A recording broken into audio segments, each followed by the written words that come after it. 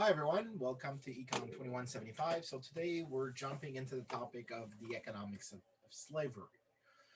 The goal for today is to kind of deal with a certain aspect of a mythology that has emerged regarding the Great Divergence. And the idea from this mythology is that the wealth of the countries that emerged as the first rapidly growing countries, like the United States, like Britain, got rich because of slavery. And that is like a very recurrent theme within, or at least a recurrent criticism that emerges in the discussions of the escape from the Malthusian world. It was built on the back of some group of people who were coerced.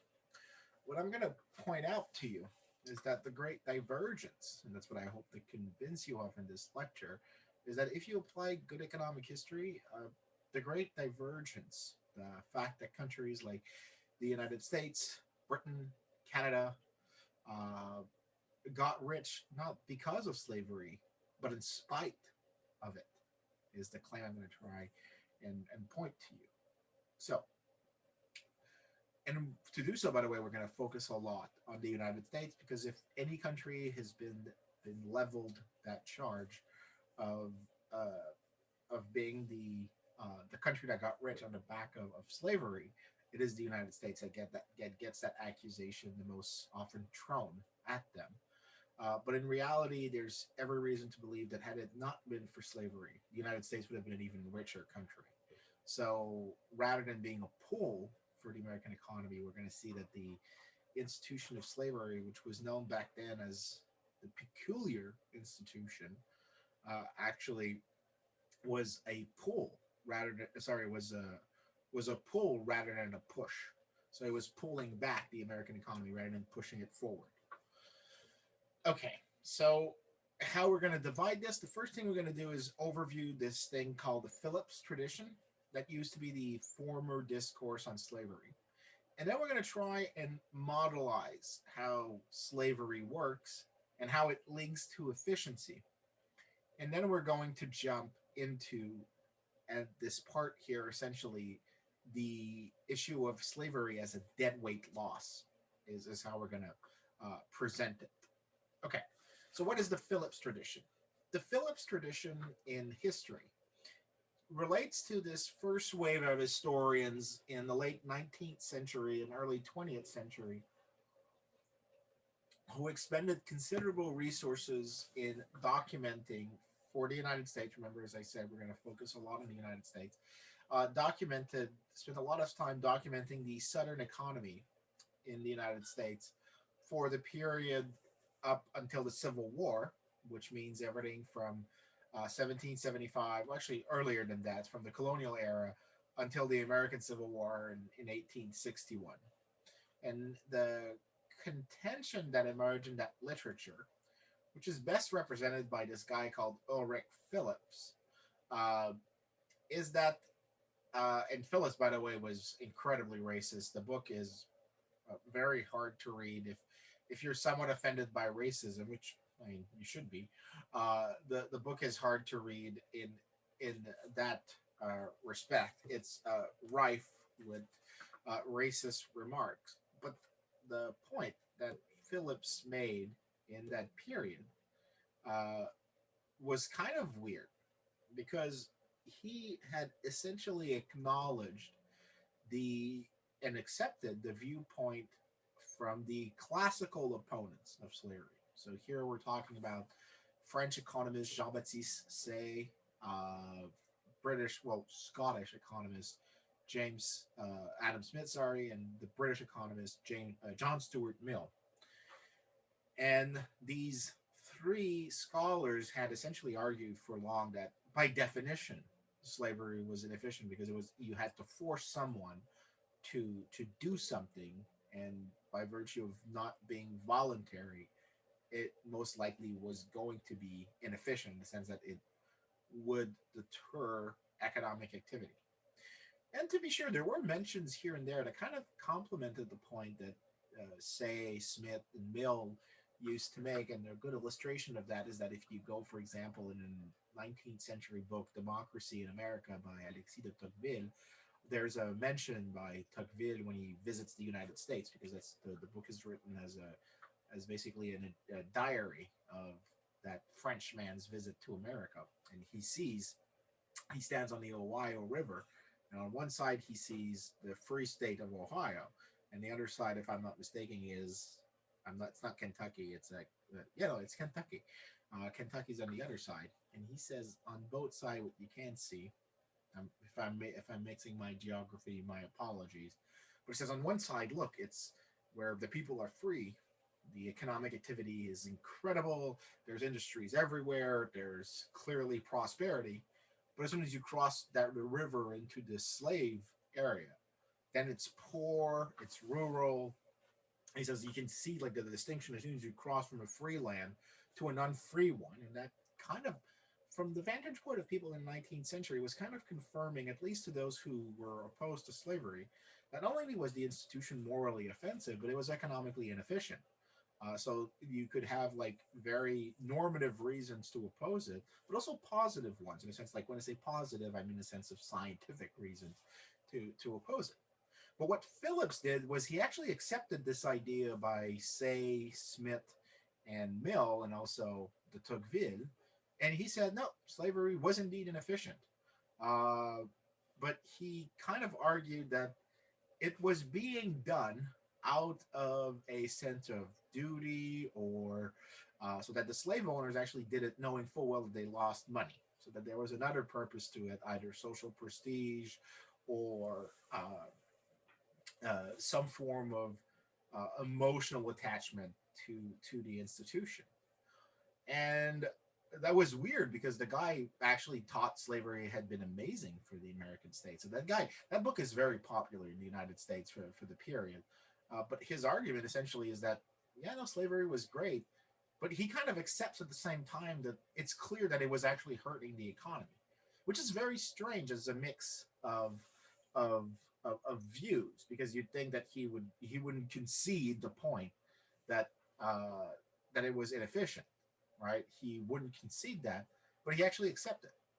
And uh, the this is a passage, by the way, from just like that I put in for you guys, a passage from Phillips on slavery. But the thing is that Phillips remained a source, even though he's completely painful to read, and personally I find him disgusting. Uh, Nevertheless, the reason why he remained popular and still read today is the fact that he provides so much data. He actually did like the work of collecting source information about prices, about outputs, and this is like an example of this. This is a series of prices for slaves in different regions of the United States. So he has here in Virginia, Charleston, Georgia, New Orleans, and you can see he's showing the price, and then he's comparing it also with the price of cotton, which was the main crop that slaves were expected to produce. Now, that being said, uh, there was a big pushback against Phillips eventually. On the history side, it started with Kenneth Stamp, but on the economic side, it started with Conrad and Meyer, which we have discussed in lecture one. And then they were followed by Fogel and Engerman. And what these guys essentially argued, and it was really strange, is the institution was, and it wasn't very strange, it's actually very, very evident from the perspective of why it would have lasted so long, is actually, if you look at the institution, it was very profitable. It was a very profitable institution for the slave owners. So they essentially rejected the view that Phillips had made, that that slavery had been unprofitable. They actually argued, no, it was pretty profitable. Now, Fogel and Engerman took a step further and kind of also argued that the institution was also somewhat efficient. And that was very strange, because now they were kind of saying, no, it was profitable, it was morally offensive, but it wasn't going to die on its own, because not only was it profitable, it apparently was stimulating economic growth. And Fogel and Engerman, when they made that argument, were essentially saying that the institution of slavery in the United States wasn't going to inexorably die. Because for a long time, a common refrain that had existed in the United States is that uh, the institution would have disappeared. It was natural that it would eventually fade out of history. And that view has been very popular. But Fogel and Engerman took this on really hardcore, and they said, nope, there is every reason to believe that the institution could have lasted very, very far into the future because it was quite able to withstand shocks. It was quite able to adjust, and the consequence that they argued is that only war could, and for moral reason, only war could have ended the institution. But I'm going to propose to you a way that we can actually disentangle things because right up to now, I'm mixing a lot of things. There's the issue of profitability. There's the issue of efficiency. There's the issue of the institution's durability. What I'm going to argue to you that is going to show to you that actually the consensus that economic historians have kind of reached by now is that the institution was profitable but didn't help economic growth. So people were made poor. I'm going to try and explain that to you by breaking it down into the three different bits. The institution, why it lasted for so long, was it profitable, and was it efficient? So let's start with a simple model of what slavery is. So the first thing we'll do here is we're going to simplify things massively. We're going to assume that the labor supply is perfectly inelastic. Okay? So for the time being, we'll do this because it's going to simplify the graphical depictions. In a few slides from now, I'm going to make it more elastic than it is now. I won't make it perfectly elastic, but I'll make it like a normal looking supply curve. But now it's like a perfectly inelastic supply curve. The idea that happens under slavery is that the slave owner, right? So the normally, if you were in a free market, the meet point between the demand for labor and the supply for labor, which is here, would be the equilibrium wage, and the equilibrium wage here would be equal to the marginal product of labor, how much labor produces in terms of the value of the goods. Because remember, the demand for labor is known as a derived demand, right? It is derived from the demand for the goods that are being produced using labor, right? So this curve here is telling us that labor, this amount of labor in a free market is going to earn is as this value. Now, under slavery, the slave owner isn't paying the market wage. He is going to give the slaves only their bare subsistence. So M, right? The M is basically the food, the shelter, and that's it. The profit to the slave owner in a case like this is the distance between the wage and the food that he gives. For the time being, I want you to forget about the C that I've put there and think about the difference between those two as the transfer that happens from slaves to employers being the slave owners here. In that setting, the transfer is the way to picture slavery, right? So it's the profit of slavery, essentially, is the difference between whatever subsistence is given to slaves and the marginal product that the slave renders to the master. In a setting like this, it becomes easy to analyze how profitable the institution is because what we want to know is how big that wedge between the subsistence and what is actually being produced, right, is worth. That gap is going to tell us the profitability of the institution. The story. So this is what I've just explained on the previous slide. So I'm not going to repeat myself here. But the virtue of doing it like that is the difference between the wage rate and the the the cost of food that is given to the slave, which we'll call for the time being T, right? So the area between here and M is T. I'm going to talk about C later. Don't worry about this. But this is essentially the net revenues to the to the master, right? The the product of whatever he's able to sell that the slave produces minus the cost of what he feeds the slave. That's the transfer, the theft, essentially. This is why I use T. It's not for transfer, it's basically for theft here because it is a form of theft. That T is the net profit to the slave owner.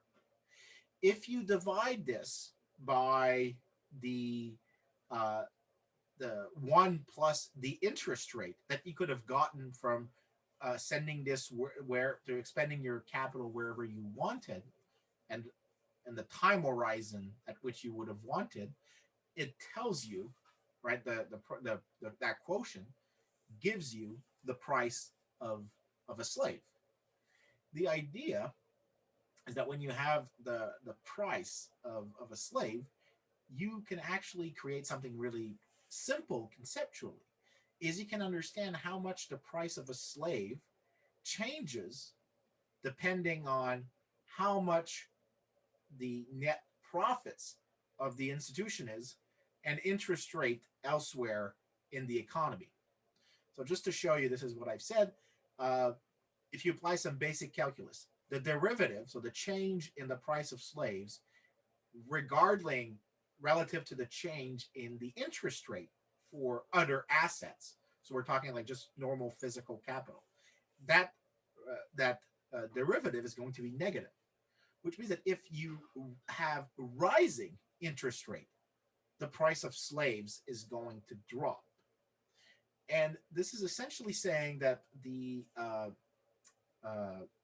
that interest rates in the rest of the economy is the returns on other assets, right? So it's either how much you can invest your capital either in purchasing slave or purchasing other capital goods. If the returns from purchasing other capital goods increases, then the value of a slave is going to fall.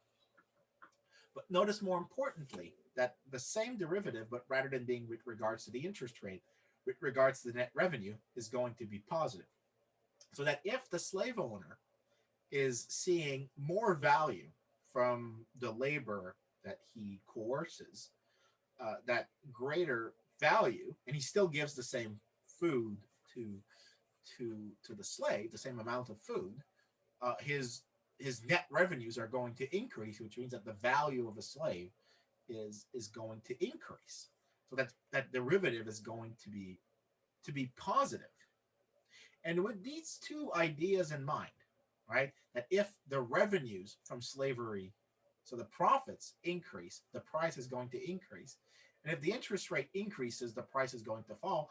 We pretty much have all we need to explain the profitability of the institution, because we do have very rich price series for how much slaves, at what prices slave were sold. And just to show you, this is everything up to 1805 in the United States. You can see that what's happening here. Until the 1750s, the real price of slave is pretty stable. In fact, there's might be like a small decline. But after, right, it increases massively. And when you adjust for inflation, there's like an increase, right? So if you compare the pre-1750 period in the United States to the post-1750 period, there's an increase in the price of slaves in real terms, so adjusted for inflation. What does that mean? Well, it means that, well, either interest rates in the rest of the economy fell, so the other sectors of the economy became less attractive in terms of the assets that they offered, or that the products of slavery increase, so that the revenues to slave owner increase. And you can relate that very well to the price of what slaves used to produce. Like, for example, cotton, which in the United States was essentially what most slaves ended up producing. If the price of cotton goes up, it means that the value of a unit of labor that is being coerced is going to be worth more as well, which means that the price would go up. And when you extend this after 1805 to up to the Civil War, you can see that, wow, there's a big price increase, especially in the years that lead to the Civil War. And just look at the scale here, the price more than doubles. And this is adjusted for inflation again. The price more than doubles. This pattern here fits very well with the evolution of cotton prices. So when the goods that slaves were being coerced to produce were more valuable, the price of slaves went up. So the institution was able to adjust. Was very responsive to the profits that came from it. And the best way to see this is what Conrad and Meyer essentially did: is they modelized using the annual returns from slaves. So here what you can see is the net return. So they've taken out the expenditures, the cost of upkeep of families, and the returns from field activity, and this is what they get. This is the stream of revenues that on net at any year in the life of a slave owner would earn, right? This stream of revenues is essentially what the slave owner is going to get over, in this case, what Conrad and Meyer measured as a nearly 40-year period. Well, that story essentially is going to be, well, how, if this goes up for some reason, how is the price going to evolve? Well, if that goes up, the price is going to fall. And the reason why this breaks with the first issue. So the institution is pretty profitable, right? So just from this table, you should see that the institution is clearly generating massive profits. If a slave is able to make it after like 5 or 6 years, the returns afterwards are massive, massive, massive, massive. So that a slave owner is actually like getting a very high stream of revenues. So that's the first thing. The institution is clearly profitable. Now, would the institution have disappeared in the short run? Because that was the other claim that people used to make, is that the institution was bound to disappear. Nope. Because the mechanism I've just described is the following. If the price of cotton, for example, the good that slave produced, increased, then the value of slave also increased. So that meant that you could actually buy more slave, or actually incite them to import more slaves from foreign countries. And that meant essentially that you could actually expand slavery when prices went up. So the institution could go further into the countryside. So you could extend well beyond the initial areas in which you're settled, because the price goes up. It makes it more profitable to expand the institution. But it also means that if prices fell because there was like a shift in the demand for like cotton, all that would have happened is that the slave owners would have copped with a loss in the value of their capital stock, but they wouldn't have. They could have sold them, or they could have not tried to increase their chattel after a certain period of time, because they'd be losing. But it essentially means that the institution could survive, because on some margin, all the slave owners needed to do was to restrain from buying new units or sell some off to reduce their costs. And so, yes, the institution could vary to some degree, but it could withstand very well changes, negative changes in demand. So the institution wasn't doomed. It could have lasted much, much longer. The other thing that we want to see, so that I've just said, by the way, this has been said here. Now, the next thing we want to say is kind of get a better idea of how profitable the institution was, more than just this table here from Conrad and Meyer showed. We want to be able to get a better idea of how big the transfer is from slaves to slave owners. And there is a way to do so. The way to do so is essentially that we want to know the and then allow me for a second to go back to the supply and demand graph that I've drawn.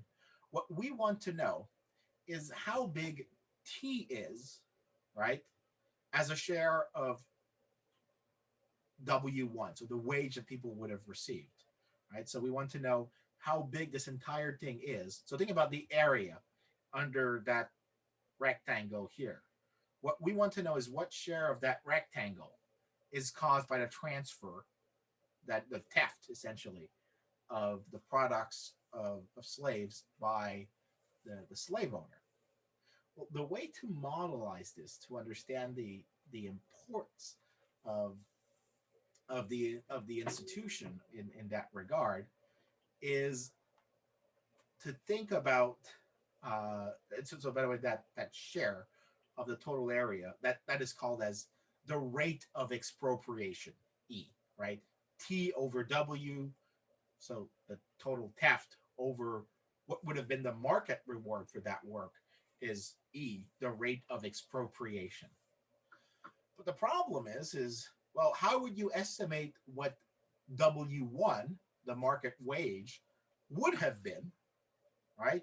If uh, if there had been like if there's only slavery, because there's not as if like there's a wage observed out there. Well, the thing is we actually do have something that looks like a wage, which is that slave owners often rented their slaves to other slave owners. And in that regard, the rental price of labor is like a wage. So here, if we can find a way to convert the rental prices to the equivalent of a wage, we can have an idea of how much, had slaves been freed, how much they would have been paid for their work. And as a result of that, all we need to know afterwards is what was the value of what was given to them as food, right? So as subsistence, and that will give us the rate of expropriation. And um,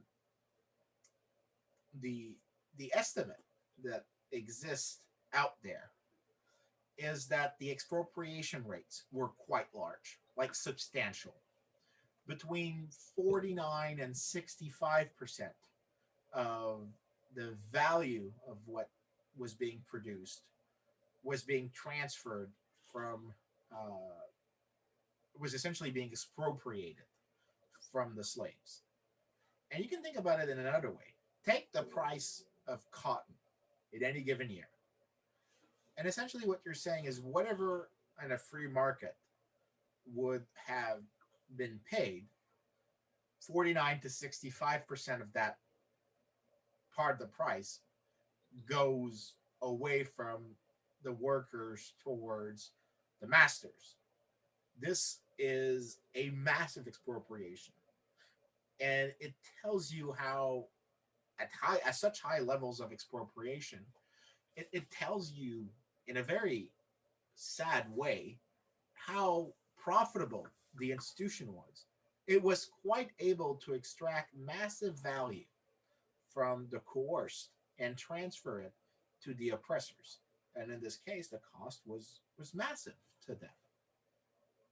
So, and by the way, this is a comparison of the existing estimates of the expropriation rate. This is from, I actually think the 65% is probably closer to the truth. This is from a guy called Richard Vedder, and there's comparisons by Roger Ransom, Roger Such, and I'm forgetting the first name of Ransom, and then Bob Fogel and Stanley Ingerman. And you can see that their range that they provide is somewhere between, as I said, 49 and 65%. It's it's huge. It's Richard Such and Roger Ransom. That's it. I remember it now. So the name, Roger Ransom and Richard Such.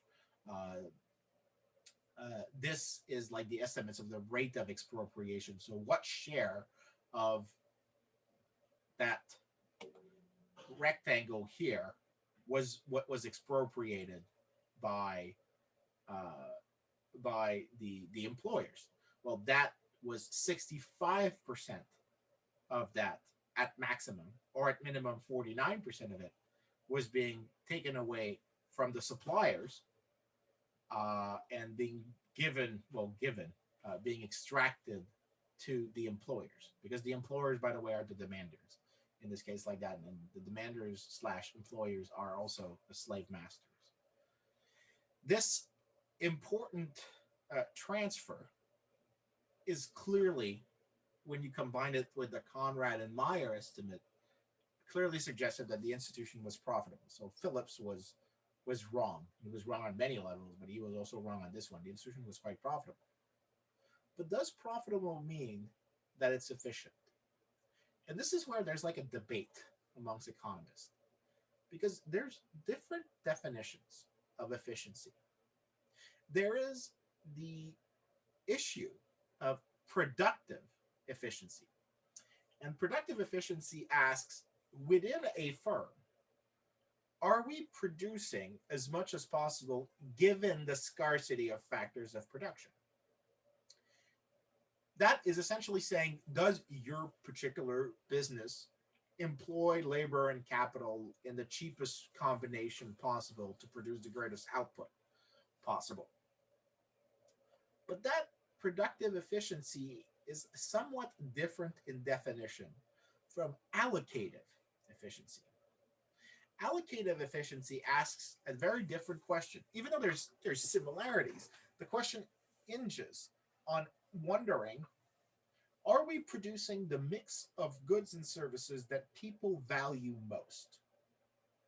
And are they going, and what is being produced, is this going to those who value it the most, given people's existing preferences? This is essentially saying that, are we allocating whatever resources we have to the Pareto optimum outcome? And that's a much different and harder criteria to meet.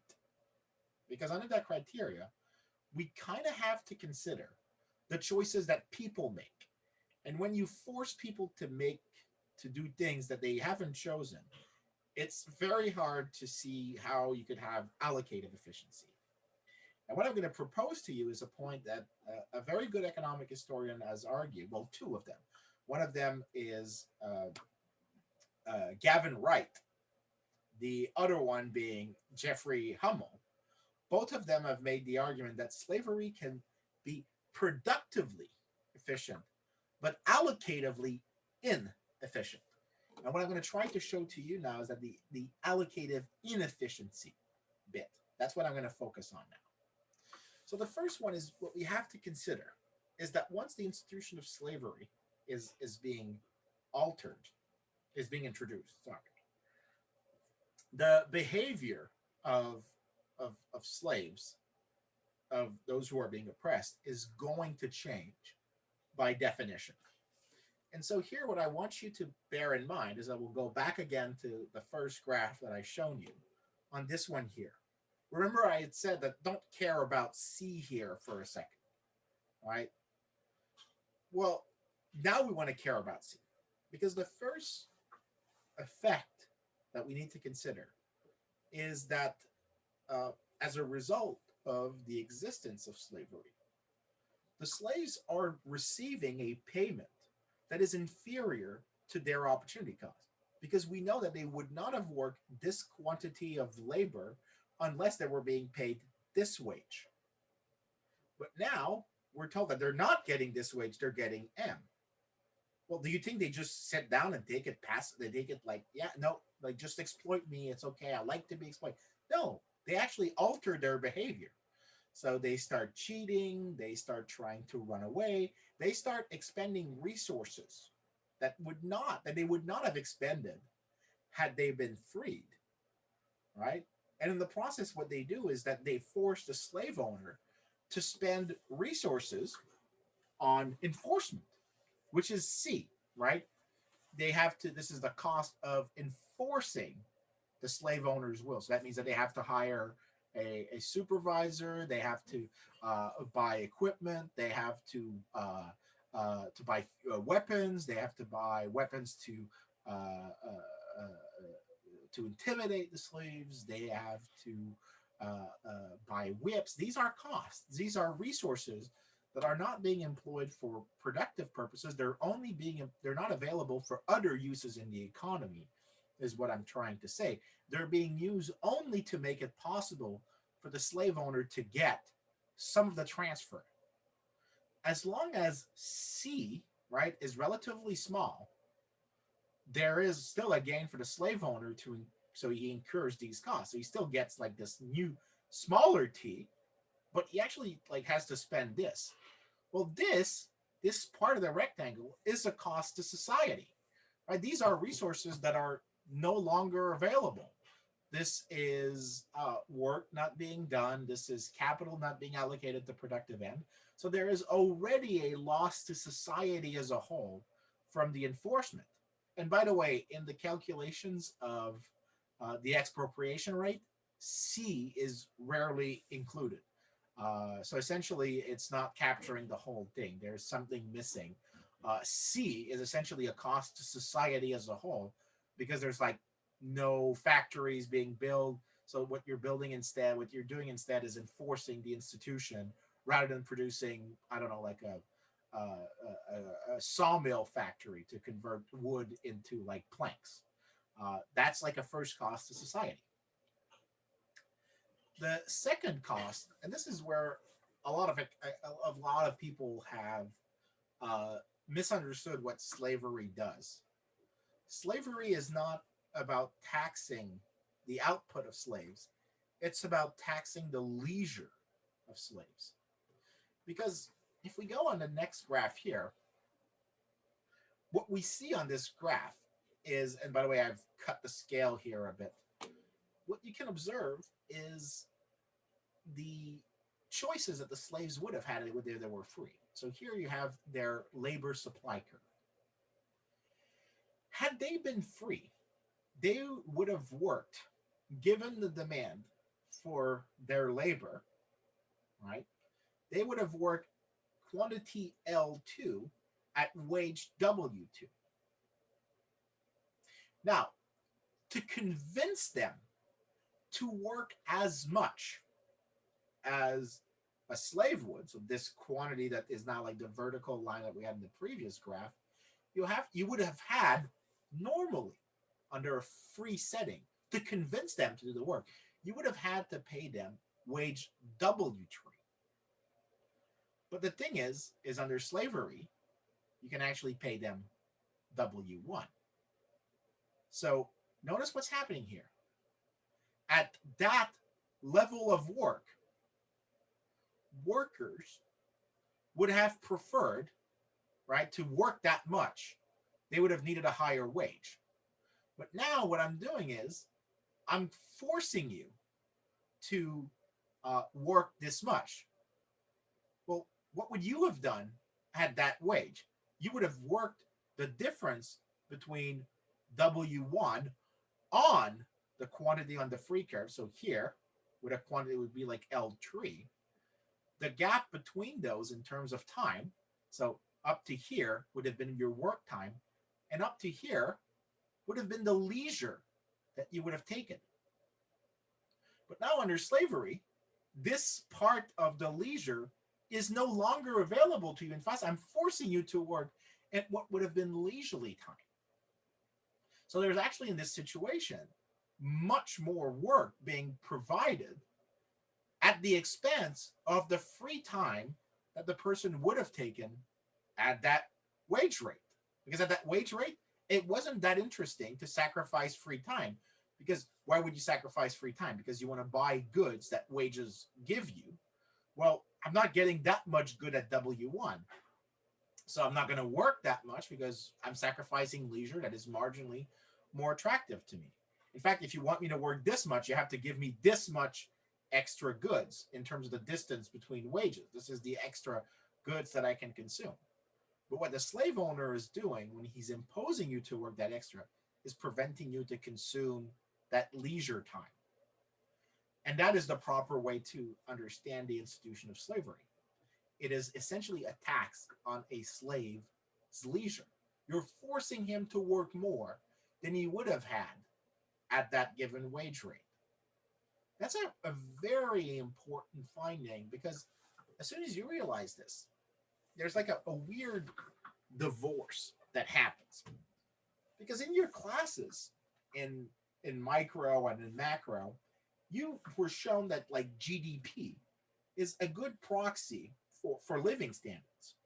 Why? Because if output goes up and people decide to buy the goods, then by definition it's because there's more utility that people can purchase. So people are more productive. They can afford a more a richer set of consumption opportunities. So they have like a greater consumption set that is available. Their budget constraints are further away from the origin, so they can consume more.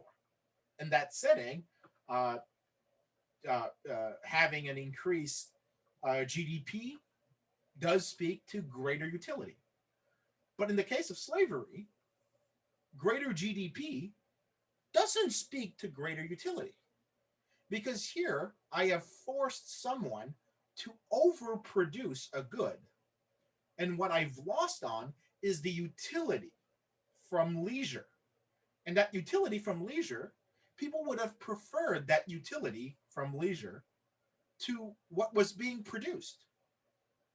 So, what essentially slavery is doing is causing people to overproduce on some goods, the goods that the slaves are producing. And that's like a really, really big deal in terms of the explanations of the institution of slavery. Because by definition, what you're doing is uh,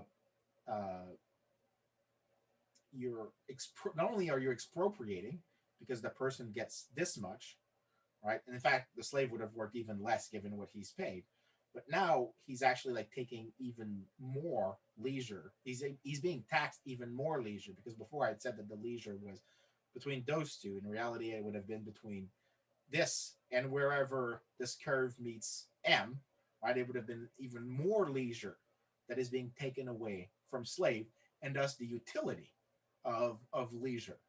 And what we know is that given what is being offered, people would have preferred the utility of on in aggregate. There would have been more utility for society as a whole without the overproduction of the goods that slave produce than with the overproduction. So what it means is that here the GDP figures, which just pile up the quantities, do not speak very well to utility. Because unlike the GDP figure that you saw in your macro courses or your micro courses, because you probably were, it was mentioned a few times, the assumption of people making the choice on how to allocate resources. Here, we don't have that choice. In fact, we forced someone to make a choice that wasn't their first best choice. And you force them into a very in favor a choice that they would not have made. And by forcing them on a choice that they would not have made, you're actually analytically forcing the GDP figure to not speak to utility, only to speak to like bundles of the quantities of goods that are being produced. So it loses its relevance. But that means that when you try to measure output, right? If you showed, for example, that the GDP of the United States had grown by 6%, it's saying that it's not utility that grew or well-being that grew by 6%. It actually grew by much less, right? Because what you're doing is your GDP is just what you're able to measure. So technically, slavery leads to overproduction, not underproduction. You're overproducing certain goods at the expense of other things that were more valued by society. You're misallocating resources by overproducing one particular thing. The coercion leads to the overproduction of a particular good. In this case, it means cotton goods. That's cost number two.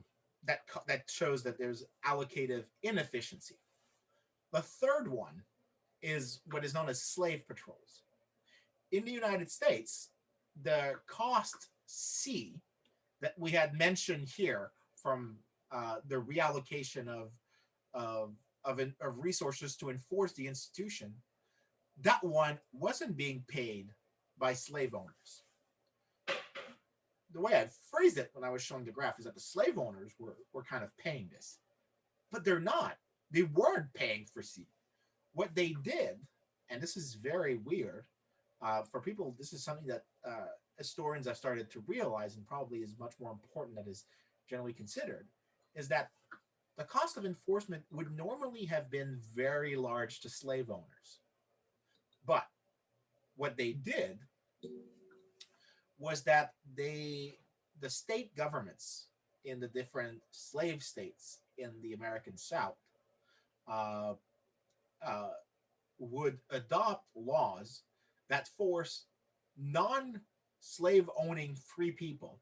So you think about people who don't have slaves, but who are not slaves themselves, to actually be policing the uh, the the countryside for slaves who were running away. So essentially, these slave patrols were there to catch the escapees, the runaways. Uh, and these patrols weren't cheap. If you take their cost that Hummel reports, they actually represent nearly 1% of the GDP of southern states. That 1% is so, it seems small because it's like, it's 1%, man, it's super small. But it's 1% to a very of this, while cotton was maybe 10% of total output. It's a massive share of what slave produced. And that means that the slave owners were basically delegating cost to society. The cost of enforcing the institution wasn't theirs to pay. So when I showed you, and we'll go back again to the first slide, when we go back to this one, the other reason why I like this is dashed is that C was a cost from slavery, but it wasn't being paid only because, so the cost wasn't that only that people changed their behavior, is that the slave owners actually delegated the cost to society as a whole, and they weren't being taxed for it. So in reality, T for them was the entire team between M and W, and C was paid by somebody else, the people who were doing the slave patrols. So they've actually, what they did was essentially have they socialized the cost of enforcing the institution. And so the result of this actually only heightens the cost of the institution to slavery. And you can't underestimate how big of a deal this is, because it's not just the last one that about this, the runaways and the slave patrols, because you can't underestimate this. It's not only that it changed massively the delegation of costs, is that if they didn't do it, if they hadn't managed to socialize the cost of the institution by forcing non-slave holding free people to enforce the institution, there would have been even lower revenues from slavery. Here's the reason why. I am here tweaking the equation that I had shown some slide earlier, where it was the net profits, the transfer from slaves to over one plus the interest rate for other assets at the time period. But I've added 1 minus P. And P here is the probability of a runaway. Now, in the previous equation, the one I showed earlier, I was essentially assuming that all slaves wouldn't run away. But what happens if I introduce the possibility of running away because the slave patrols are not perfectly effective? As soon as I've introduced this, well, there's a massive problem for the slave owner, is that the greater P is, the lower the price is. And just to show you a simulation, and I here is the interest rate, right? So this is the interest rate. And let's just look at any given column. If the price of the price of a slave, if the probability of escape is 0, is 1200. What happens if the probability of escape goes to 1,000th of a percent, 100th of a percent, which is not a big deal? The price goes down by $1. What happens if it goes to 1/10 of a percent? The price goes down by 13. What happens if it goes to a mere percent? The price is down by 120. If it goes to 5%, the price is now down by close to $500. And if it's 10%, it's less than half what it used to be. So if some slaves can run away, and allow me to go back again a few slides, and I'm going to go back to the Conrad and Meyer table. What essentially it's showing is that if the slave can run in this year, so say he runs out in year 5, he runs out before he produces all the future benefits. So the slave owner is actually losing all of this if he runs away. The possibility of escape means that the price of slaves is going to be much lower in certain areas. But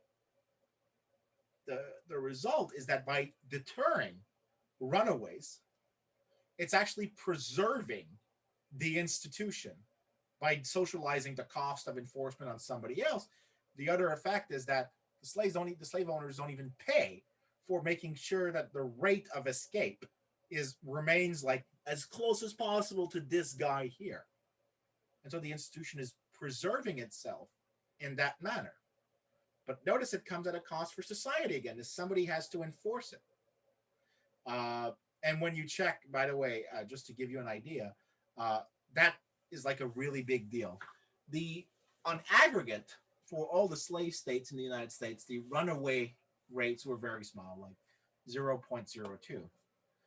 But when you concentrate on the areas where the states were bordering free state, so those who were at the limit between the slave and the non-slave area, and you concentrate on the people who were basically the prime candidates for escaping. So this would be prime age single people, so those who wouldn't leave families behind and who were at their peak physical form. The escape rates amongst these people were somewhere between 3 and 6%. How big of a deal this was? Well, just compare. So the upper South is the areas where people could escape easier than in the lower South, where you were deeper inside the slave zone. Well, look at the difference in prices. As soon as you're close to the border, the price is half of what it is in the deeper areas. And it's systematically the case, regardless of the year. It's always true that the deeper you are, the higher the price, right? Which means that there's fewer chances of escape. But the greater the chances of escape, the lower the price. That story tells you how important making sure that somebody made sure that the runaways were of a lesser importance. There needs to be like strict enforcement. And the slave owners had every incentive to delegate that cost to society as a whole and not pay it themselves, because that would have been a large cost to enforce. But here they're getting massive benefits, the difference in prices, and they're making it enforceable by somebody else. Okay. How do we summarize this? Because now that I've argued that there actually are ways that slavery was allocatively inefficient, well, when you compile the information for GDP growth for the southern states, what you find is a series of things. First, uh, uh, the first thing is that by virtue of the second point, the part about overproduction, by definition, the slave states should have an advantage, right, in terms of when you're measuring GDP, even though it doesn't speak to utility. But when you compare their income levels, the slave states were poor than the non-slave states. And this is still true today. Areas that were exposed to high slavery in the United States to this day remain poor than places that were historically non-slave. That's the first thing. The second thing is that when you take a much longer time horizon than what Fogel and Engerman did, so Fogel and Engerman had made their time horizon over 1840 to 1860, because when they wrote their work, that's all that was available. But since then, other people like Peter Linder and Jeffrey Williamson have provided economic historians with estimates going much further back in time for incomes in the southern state. And what you find is that nope, the southern states were not only poor in terms of income in the free states, they actually did not enjoy fast rates of growth, because Fogel and Engerman had argued that the southern states had enjoyed faster economic growth than the free states.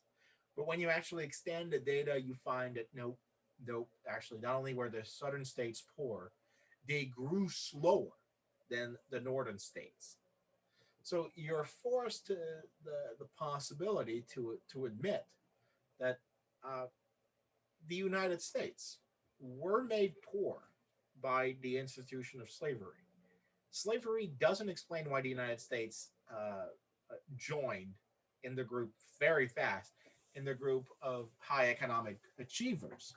In fact, it suggests that the institution of slavery was a chain weight that was chaining back, restraining growth in the United States.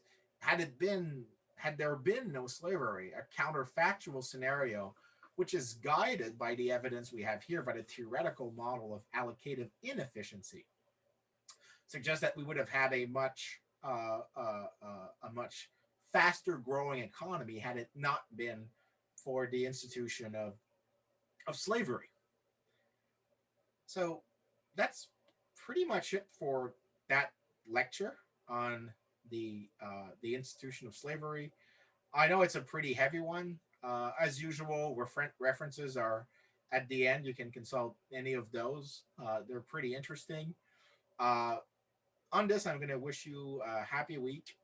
Keep safe and see you soon. Cheers.